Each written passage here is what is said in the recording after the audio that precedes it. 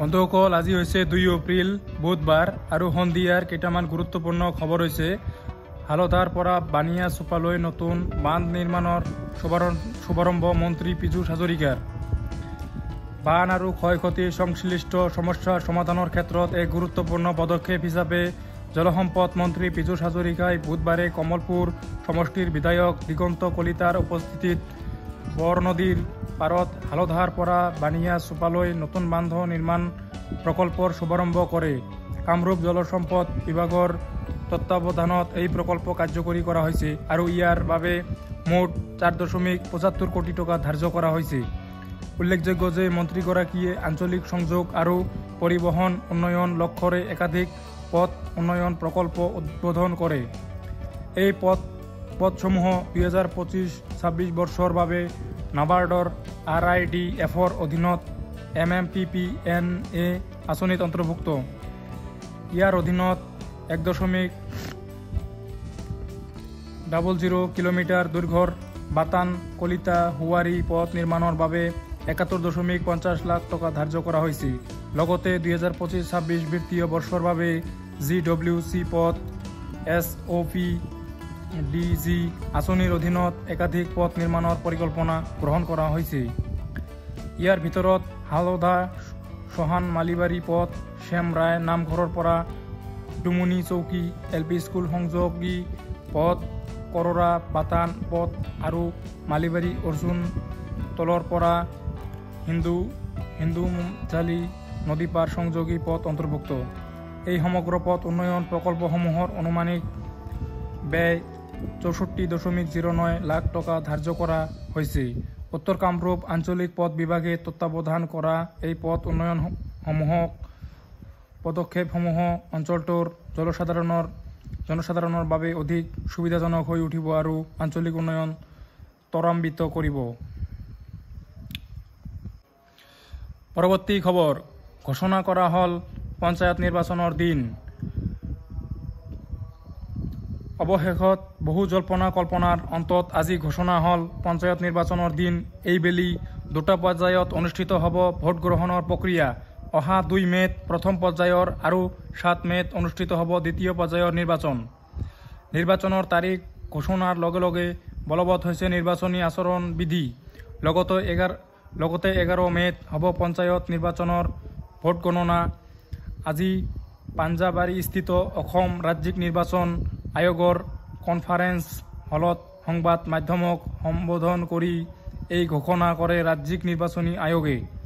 প্ৰাৰ্থীসকলে 3 এপ্ৰিলৰ পৰা 11 এপ্ৰিললৈ দাখিল কৰিব পাৰিব মনোনয়ন পত্ৰ। লক্ষণীয় যে প্ৰথম পৰ্যায়ত উজনিৰ লগতে দ্বিতীয় পৰ্যায়ত মধ্য আৰু নামনি অসমত হ'ব পঞ্চায়ত নিৰ্বাচনৰ ভোটগ্ৰহণ প্ৰক্ৰিয়া। উল্লেখ কৰা প্ৰয়োজন, নিৰ্বাচনৰ বাবে সম্পূৰ্ণৰূপে সাজু হৈছে নিৰ্বাচনী আয়োগ।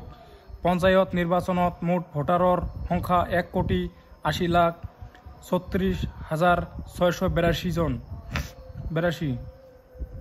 লগতে সৰ্বমুঠ পুলিং ষ্টেচন 2,507টা। এইবেলি প্ৰতীক চিহ্ন অবিহনেই অনুষ্ঠিত হ'ব পঞ্চায়ত নিৰ্বাচন। পৰৱৰ্তী খবৰ, চৰাইদেউ সোণাৰীত বিদ্যুৎস্পৃষ্ট এজনৰ কৰুণ মৃত্যু। চৰাইদেউ সোণাৰীত বিদ্যুৎস্পৃষ্ট এজনৰ কৰুণ মৃত্যু। মৃত্যুক সাৱটিলে নাফুক দলৈ বস্তিৰ বিকিমোৰা নামৰ যুৱকজনে। বাহনীত বাঁহ কাটি অৱস্থাত বিদ্যুৎস্পৃষ্ট হয় যুৱকজন। কেঁচা বাঁহত বিদ্যুৎ সৰবৰাহৰ বাবে বিদ্যুৎস্পৃষ্ট হৈ কৰুণ মৃত্যুক আঁকোৱালি লয়। পৰৱৰ্তী খবৰ, যুৱতীক দলবদ্ধ ধৰ্ষণৰ অপচেষ্টা, হিন্দু ৰক্ষী দলৰ পথ অৱৰোধ। যুৱতীক দলবদ্ধ ধৰ্ষণৰ অপচেষ্টা, হিন্দু ৰক্ষী দলৰ পথ অৱৰোধ। শ্ৰীভূমিত সংঘটিত হৈছে এক ভয়ংকৰ ঘটনা। দলবদ্ধ ধৰ্ষণ কাণ্ডৰ পৰা কথমপি নিজক ৰক্ষা কৰিছে এগৰাকী যুৱতীয়ে।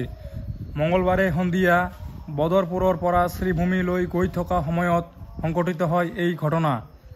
গাড়ীৰ চালক আৰু 2জন যাত্ৰীৰ বিৰুদ্ধে দৰ্জা বন্ধ কৰি চলন্ত গাড়ীতে যুৱতীগৰাকীক ধৰ্ষণৰ চেষ্টা চলোৱা বুলি অভিযোগ উত্থাপন হৈছে। পিছে বিপদৰ উমান পাই গাড়ীৰ পৰা যুৱতীক পথৰ তাঁতিত পেলাই গাড়ী লৈ পলায়ন কৰে অভিযুক্ত কেইজনে। ইফালে গাড়ীৰ চালক আৰু অন্য অভিযুক্তক গ্ৰেপ্তাৰৰ দাবীত নিশা শ্ৰীভূমি চহৰত পথ অৱৰোধ কৰি পৰিস্থিতি উত্তাল কৰি তোলে হিন্দুৰক্ষী দলে। আৰক্ষী আৰু PFৰ বাহিনী ঘটনাস্থলীত উপস্থিত হৈ পৰিস্থিতি নিয়ন্ত্ৰণৰ চেষ্টা কৰে যদিও বিফল হয়। পিছত আৰক্ষী অধীক্ষক পাৰ্থ প্ৰতিম দাসে মঙলবাৰে নিশাৰ ভিতৰত দোষীক গ্ৰেপ্তাৰৰ আশ্বাস দিয়াত শেষত পথ অৱৰোধ প্ৰত্যাহাৰ কৰে প্ৰতিবাদকাৰীসকলে। আনহাতে নিৰ্যাতিত যুৱতীগৰাকী শ্ৰীভূমি চিভিল হাস্পাতালত চিকিৎসাধীন হৈছে। এই ঘটনাৰ পিছতে শ্ৰীভূমিত চেপা উত্তেজনা অব্যাহত আছে। পৰৱৰ্তী খবৰ, মাৰ্চ মাহত UPIৰ লেনদেন অভিলেখ সংখ্যক 24.77 লাখ কোটি টকা। মাৰ্চ মাহত UPIৰ লেনদেনে অভিলেখ সংখ্যক 24.77 লাখ কোটি টকা। ভাৰতীয় ৰাষ্ট্ৰীয় পেমেণ্ট নিগমে প্ৰকাশ কৰা তথ্য অনুসৰি মাৰ্চ মাহত জনপ্ৰিয় ইউনিফাইড পেমেণ্টছ ইণ্টাৰফেচৰ জৰিয়তে লেনদেন 24.77 লাখ কোটি টকাৰ অভিলেখ সৃষ্টি কৰিছে আৰু পূৰ্বৰ মাহৰ তুলনাত 12.7% বৃদ্ধি লাভ কৰিছে। ইয়াৰ পূৰ্বে ফেব্ৰুৱাৰী মাহত UPIৰ লেনদেনৰ মূল্য আছিল 21.96 লাখ কোটি টকা। NPCIয়ে জনোৱা মতে মাৰ্চ মাহত এই লেনদেনৰ মূল্য 24.77 লাখ কোটি টকা হৈছে। 2024 মাৰ্চ মাহত এই লেনদেনৰ পৰিমাণ আছিল 19.78 লাখ কোটি টকা। স্পাইচ মানিৰ প্ৰতিষ্ঠাপক তথা মুখ্য কাৰ্যবাহী বিষয়া দিলীপ মোদীয়ে এক বিবৃতিত কয় যে 2025 চনৰ মাৰ্চ মাহত UPIৰ 24.8 লাখ কোটি টকাৰ অভিলেখ ভংগকাৰী লেনদেনে হৈছে। বিগত বছৰৰ তুলনাত 25% বৃদ্ধি হৈছে আৰু 36% আকৰ্ষণীয় বৃদ্ধিৰ সূচনা হৈছে। তথ্য অনুসৰি মাৰ্চ মাহত UPIৰ দৈনিক গড় লেনদেন 79.93 কোটি টকা। ফেব্ৰুৱাৰীৰ তুলনাত এয়া 1.9% অধিক আৰু মুঠ পৰিমাণৰ ক্ষেত্ৰত 2.6% বৃদ্ধি হৈ ডিজিটেল বিত্তীয় সমাধানৰ প্ৰতি গ্ৰহণযোগ্যতা আৰু আস্থা বৃদ্ধিক দাঙি ধৰিছে। ভাৰতীয় ৰিজাৰ্ভ বেংক অথবা RBI আৰু ইণ্ডিয়ান বেংক এছ'চিয়েশ্যন উদ্যোগ NPPCI হৈছে ভাৰতৰ খুচুৰা পেমেণ্ট আৰু নিষ্পত্তি ব্যৱস্থা চলোৱাৰ বাবে এটা ছাতিৰ দৰে সংস্থা। পৰৱৰ্তী খবৰ, 2024-25 বিত্তীয় বৰ্ষত ভাৰতৰ প্ৰতিৰক্ষা ৰপ্তানিয়ে সৃষ্টি কৰিছে অভিলেখ। 2024-25 বিত্তীয় বৰ্ষত ভাৰতৰ প্ৰতিৰক্ষা ৰপ্তানিয়ে 23.622 কোটি টকা বিলিয়ন প্ৰায় $2.76 বিলিয়ন অভিলেখ সৃষ্টি কৰিছে। পূৰ্বৰ বিত্তীয় বৰ্ষৰ তুলনাত 12.04% বৃদ্ধি পাইছে দেশৰ প্ৰতিৰক্ষা ৰপ্তানি। এক্সৰ জৰিয়তে প্ৰতিৰক্ষা মন্ত্ৰী ৰাজনাথ সিঙে মঙলবাৰে প্ৰকাশ কৰিছে এই তথ্য। ৰাজনাথ সিঙে লগতে সদৰি কৰে যে প্ৰধানমন্ত্ৰী নৰেন্দ্ৰ মোদীৰ নেতৃত্বত 2029 চনৰ ভিতৰত প্ৰতিৰক্ষা ৰপ্তানিৰ ক্ষেত্ৰত 50,000 কোটি টকাৰ লক্ষ্যত উপনীত হ'বলৈ সাজু হৈছে ভাৰত। উল্লেখযোগ্য যে 2023-24 চনত ভাৰতৰ প্ৰতিৰক্ষা ৰপ্তানি আছিল 21.083 কোটি টকা। এই উল্লেখযোগ্য কৃতিত্বৰ বাবে সকলো অংশীদাৰক অভিনন্দন জনায় মন্ত্ৰীগৰাকীয়ে। DPSUৰ ৰপ্তানিৰ উত্থানে বিশ্ব বজাৰত ভাৰতীয় সামগ্ৰীৰ ক্ৰমবৰ্ধমান গ্ৰহণযোগ্যতা আৰু দেশৰ প্ৰতিৰক্ষা উদ্যোগক বিশ্বৰ যোগান শৃংখলৰ অংশ হ'ব পৰা ক্ষমতাক প্ৰতিফলিত কৰিছে বুলিও উল্লেখ কৰে ৰাজনাথ সিঙে। প্ৰতিৰক্ষা মন্ত্ৰালয়ে ৰিডআউটত প্ৰকাশ কৰা তথ্য অনুসৰি 2024-25 বৰ্ষৰ প্ৰতিৰক্ষা ৰপ্তানিৰ ক্ষেত্ৰত ব্যক্তিগত খণ্ড আৰু DPSU সমূহে ক্ৰমে 15.233 কোটি আৰু 8.389 কোটি টকাৰ বৰঙণি আগবঢ়াইছে। ভাৰত বাংলাদেশে আমদানি নিৰ্ভৰশীল সামৰিক শক্তিৰ পৰা আত্মনিৰ্ভৰশীলতা আৰু থলুৱা উৎপাদনত ক্ৰমান্বয়ে মনোনিৱেশ কৰা সামৰিক শক্তিলৈ বিকশিত হৈছে। প্ৰতিৰক্ষা ৰপ্তানিৰ ক্ষেত্ৰত এক বৃহৎ সহায়ক হিচাপে তথ্য সমাপ্ত বিত্তীয় বৰ্ষৰ প্ৰায় ৮০খন দেশলৈ গোলাবাৰুদ, অস্ত্ৰ, পাৰ্টছ এণ্ড কম্পোনেণ্টৰ পৰা আৰম্ভ কৰি বিস্তৃত সামগ্ৰী ৰপ্তানি কৰা হৈছে। পৰৱৰ্তী খবৰ, আমেৰিকাই আজি কাৰ্যকৰী কৰিব নতুন শুল্ক নীতি। ২ মাৰ্চক মুক্তি দিৱস ঘোষণা ট্ৰাম্পৰ। ২ মাৰ্চ ২০২৫ বুধবাৰ আমেৰিকাৰ ৰাষ্ট্ৰপতি ডনাল্ড ট্ৰাম্পে আজিৰ দিনটোক ঘোষণা কৰিছে মুক্তি দিৱস হিচাপে। তেওঁ নতুনকৈ ঘোষণা কৰা আমেৰিকাৰ নতুন শুল্ক নীতি আজিৰে পৰা কাৰ্যকৰী কৰিব।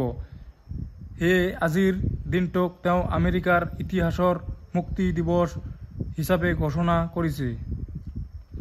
ট্ৰাম্পৰ এই নতুন শুল্ক নীতি হৈছে শুল্ক বা টেক্সৰ বিপৰীতে টেক্স। আমেৰিকাৰ সামগ্ৰীৰ ওপৰত যি দেশে যিমান টেক্স আৰোপ কৰিব, আমেৰিকায়ো সেই দেশৰ সামগ্ৰীৰ ওপৰত সমপৰিমাণৰ টেক্স আৰোপ কৰিব। এয়াই ডনাল্ড ট্ৰাম্পৰ নতুন নীতি। আজি ডনাল্ড ট্ৰাম্পে ভাৰতীয় সময় অনুসৰি মাজনিশা আৰু স্থানীয় সময় অনুসৰি বিয়লি ৪ বজাত আনুষ্ঠানিকভাৱে কোন দেশৰ ওপৰত কিমান আৰোপ কৰিব সেয়া আনুষ্ঠানিকভাৱে ঘোষণা কৰিব। সমগ্ৰ বিশ্বই ডনাল্ড ট্ৰাম্পৰ এই পাৰস্পৰিক শুল্ক নীতিৰ ওপৰত দৃষ্টি নিবদ্ধ ৰাখিছে। ভাৰতেও আমেৰিকাৰ এই নতুন নীতি তথা ডনাল্ড ট্ৰাম্পৰ ঘোষণাৰ ওপৰত চকু ৰাখিব। সমগ্ৰ পৰিস্থিতি পৰ্যবেক্ষণ কৰি নতুন দিল্লীয়ে বিকল্প চিন্তা কৰিব বুলিও জানিব পৰা গৈছে। সমগ্ৰ বিষয়টোৰ সন্দৰ্ভত মঙলবাৰে হোৱাইট হাউচৰ ফালৰ পৰা কয় যে ট্ৰাম্পৰ ঘোষণাৰ লগে লগে পাৰস্পৰিক শুল্ক নীতি কাৰ্যকৰী হ'ব। ডনাল্ড ট্ৰাম্পৰ প্ৰেছ সচিব কেৰলিন লেভিটে কয় যে আমেৰিকাৰ জনসাধাৰণৰ বাবে এক বৃহৎ শুল্ক নীতি নিশ্চিত কৰিবলৈ ট্ৰাম্পে গোটেই দিনটো অৰ্থনৈতিক উপদেষ্টাসকলৰ সৈতে বৈঠকত বহে।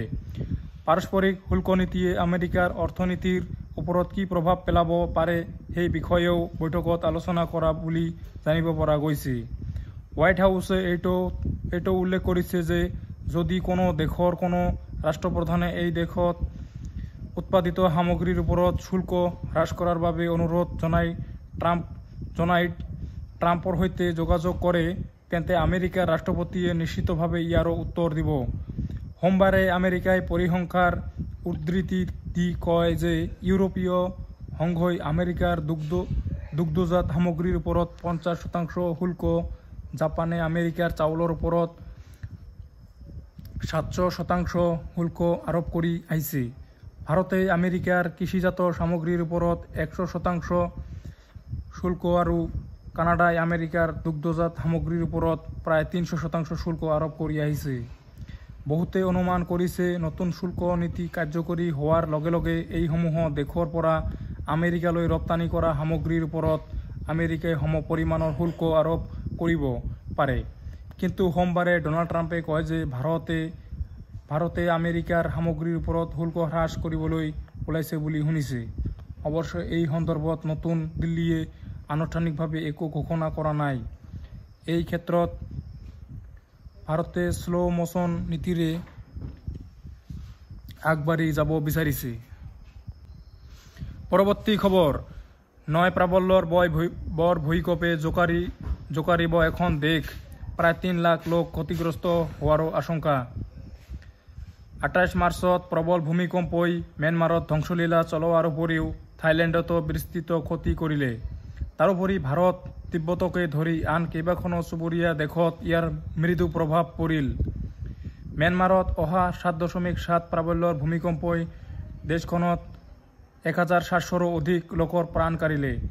ভাৰতকে ধৰি বিশ্বই কেইবাখনো দেশ আৰু ইউৰোপীয় ইউনিয়নে ম্যানমাৰলৈ সাহায্য আগবঢ়োৱাৰ লগতে দেশখনত উদ্ধাৰ অভিযান অব্যাহত ৰাখিছে। তাৰ মাজতে এইবাৰ জাপান চৰকাৰৰ এক চৰকাৰী প্ৰতিবেদন উদ্বেগৰ সৃষ্টি কৰিছে।